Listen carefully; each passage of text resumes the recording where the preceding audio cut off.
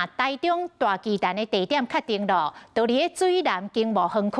市长罗秀燕讲，全部用地大约16.3公顷，这个面积有够大，唔免阁另外来征收土地，而且我坐运交通方便。罗市长讲，预算伫个2030年会当来补能成功，这点能至少会当抵3万人。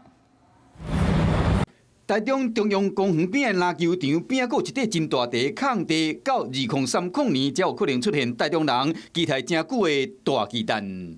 这块地之所以会确评中选，符合我们之前所提的4个期望。第一个，它是一个完全素地，那不用征收，上面也没有任何需要拆迁的地方，所以用地非常的单纯。 市长罗秀燕早起唔那宣布台中大巨蛋的位，佮进一步说明讲，这个16.3公顷的地，挖捷运站到高铁差不多半点钟，是一个重要的交通点。讲内底位都要超过3万人，才会当符合体育比赛甲大型演唱会需要。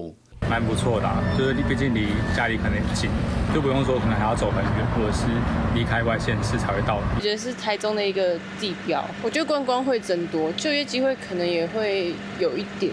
听到望遮久的台中大巨蛋总算确定地点，不少台中人拢真欢喜，嘛期待讲下来所有过程拢会当一切顺利。在2030年会当顺利伫水南经贸园区看到台中大巨蛋。 你好，我是宋彦明。想掌握最及时的新闻资讯吗？赶紧订阅、按赞、开启小铃铛，锁定华视新闻 YouTube 频道。